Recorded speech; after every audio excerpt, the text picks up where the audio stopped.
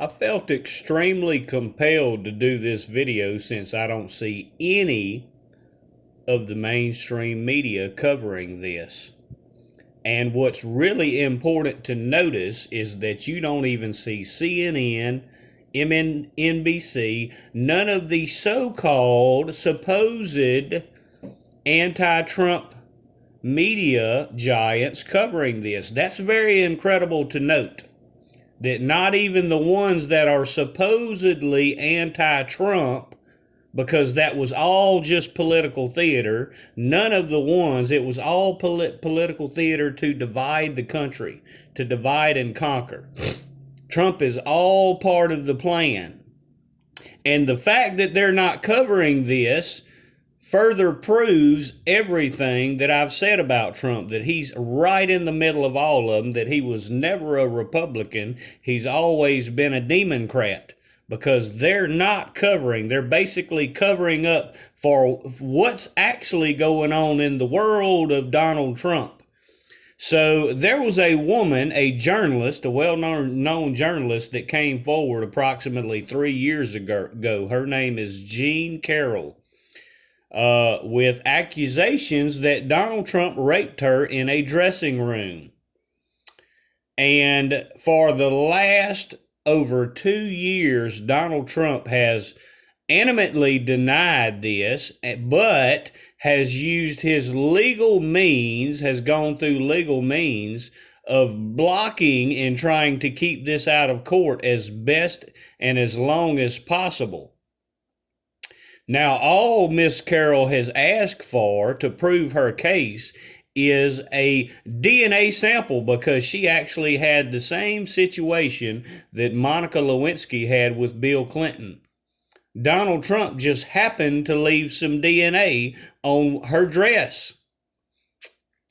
And all Miss Carroll has asked for is a simple DNA test to show that he raped her, and he has blocked this. Now, I don't know about anybody else personally, but I know myself, if I had been accused of rape and I know that I did not rape that person, and a very simple DNA test can prove that, I'm going to be all for that DNA test, because me as a person that I am, I'm going to absolutely want to proves that somebody is lying against me, especially if they claim to have DNA evidence. I'm definitely going to want to come forward and give a little bit of blood that takes about 5 minutes to take, and to prove my innocence. And anybody that is innocent would gladly do this. But notice that Trump did not do this. Matter of fact, he's done the complete opposite. He spent countless amounts of money fighting this woman and trying to keep this out of court for over 2 years.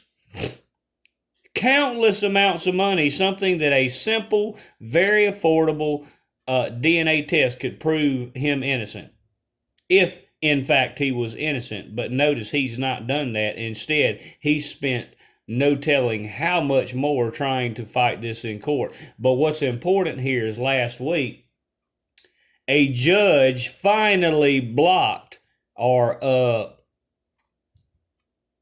basically turned away his last-ditch effort to try to have this thrown out of court. That's what he's tried to do. He's tried to have this whole matter thrown out of court, not even be heard, and the judge actually blocked it and told him, no, you're going to deal with this, and you are going to give up some DNA so we can prove whether you did this or not. Now, granted,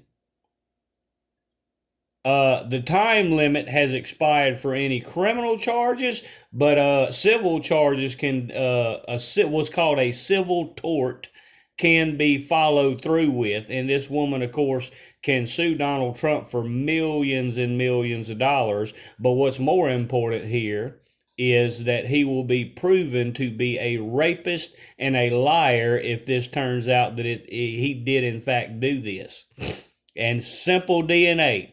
And now he's going to have to come forward. But I want you to really notice that not even NBC or CNN or any of these supposed anti-Trump news networks are covering this. None of them. None of them are covering this. They're covering up for Donald Trump, and that just further proves everything I've said and shown that he's right in the middle of it all. He's right in the middle of it all because they don't want everybody to know what's going on with his rape charge or rape allegations.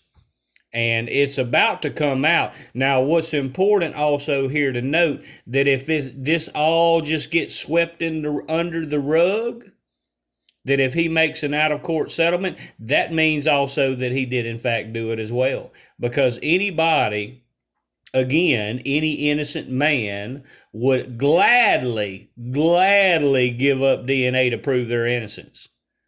Gladly. And again, that's the cheapest route. I mean, you might be talking about $2,000 at the most. So why would he not do that to just simply prove himself innocent? So one of two things is going to happen. It's going to come out, and whether he settles it out of court and if he settles it out of court, it's going to be for millions and millions of dollars.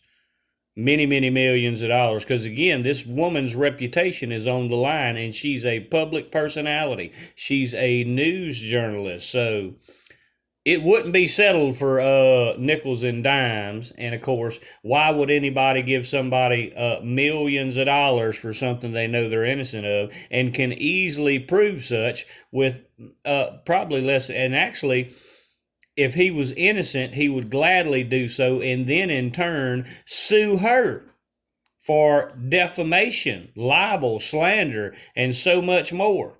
That's what an innocent man would do.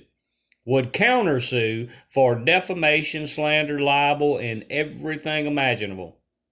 That's what an innocent man would do. So we're going to see. It's going to unfold. Let's see if it gets swept under the rug. And this is, again, the really important thing to note is none of the mainstream media networks are covering it. None. And he has fought tooth and nail and spent countless dollars trying to keep this from even the courts from even hearing this case.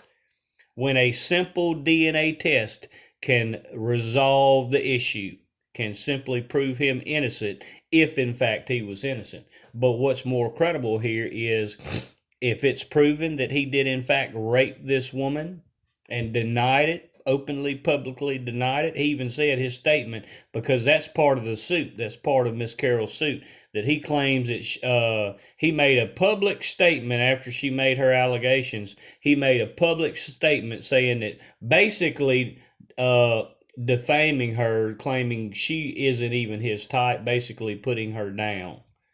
That, oh, I would never touch anything like that. She's not even my type. So we're going to see if the truth comes out. We're going to see what is actually the truth behind this, whether it comes out in public or whether he sweeps this under the rug with a closed door behind the scenes settlement. And when this occurs, what's going to be very interesting to see is how many of these Trump worshipers, and especially these so-called church leaders and evangelicals, are they going to still support him when he's been proven to be a rapist? Well, I know many of them still supported him after it turned out he was having an extramarital affair with Stormy Daniels, a prostitute. They still supported him. And matter of fact, their claim was, well, look at what David did with Bathsheba. Irrelevant. So let's see. So we'll give them that. We'll give them the whole David and Bathsheba thing as it relates to Donald Trump and Stormy Daniels. But let's see if they still support him when he's proven to be a rapist. If he's proven to be a rapist. Will the evangelicals just overlook that fact? Will all these so-called prophets and men and women of God, will they overlook the fact if he's proven to be a rapist? Will they still support a known rapist? Very credible. Y'all make sure to keep up with that case. It was a reporter by the name of Gene Carroll, and we will see very soon if it turns out that Donald Trump is a rapist, and we will see just how many of these so-called men and women of God and these prophets and church leaders still support Donald Trump if it does in fact turn out he's a rapist. They supported him after his extramarital affair was proven with a prostitute, but let's see how much they support him if he's proven to be a rapist. God bless.